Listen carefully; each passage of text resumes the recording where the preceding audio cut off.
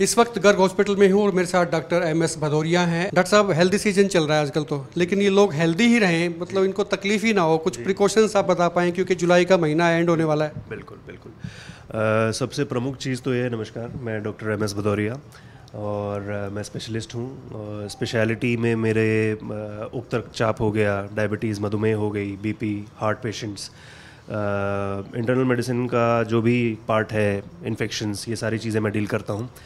आपका बहुत अच्छा सवाल रहा है और मुख्यतः जब ये सीज़न चेंज होता है, स्पेशली बारिश का जो सीज़न है, इसमें हमें पानी का विशेष ध्यान रखना चाहिए।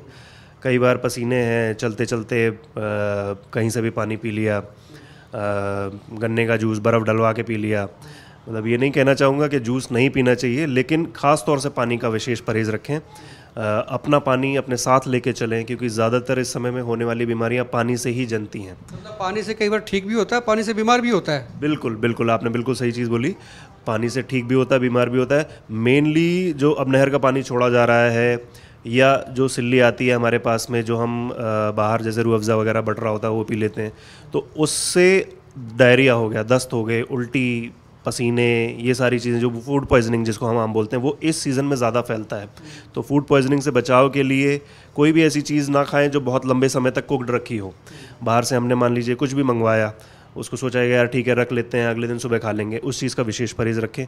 बहुत लंबे समय तक कैंड या रखा हुआ फ्रूट या फूड नहीं खाना है। बाहर का पानी अवॉइड करना है, घर का पानी हम पिएं।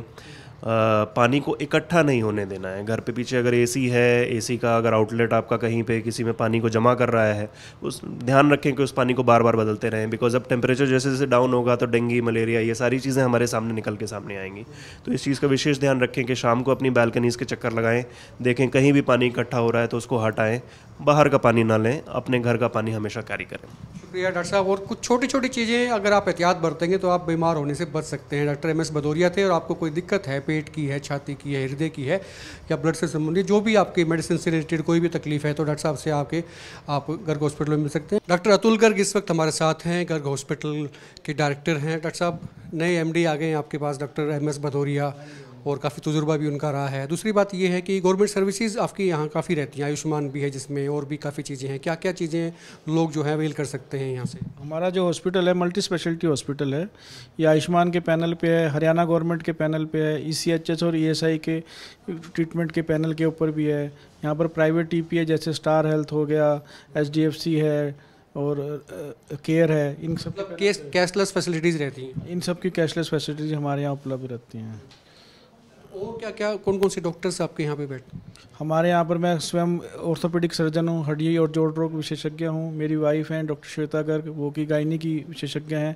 इसके अलावा सर्जरी, न्यूरो सर्जरी, यूरोलॉजी, सारी सुविधाएं हमारे यहाँ एक ही छत के नीचे 24 घंटे उपलब्ध रहती हैं। मल्टी स्पेशलिटी हॉस्पिटल है। और तुशाम चुंगी, जैसे मैंने बताया था कि हॉस्पिटल जो है तुशाम चुंगी के पास जो है doctor Garg multi speciality hospital है। आपको कोई दिक्कत है तो एक नीचे नंबर ही फ्लैश कर रहा है, आप इसकी और ही आप लिख के कमेंट में भी डाल सकते हैं या फिर इस नंबर पे आप फ़ोन कर सकते हैं। डॉक्टर साहब से मुलाकात कर सकते हैं, अपॉइंटमेंट ले सकते हैं और तमाम जो तकलीफ़ें हैं उनका इलाज यहाँ से हॉस्पिटल में होता है।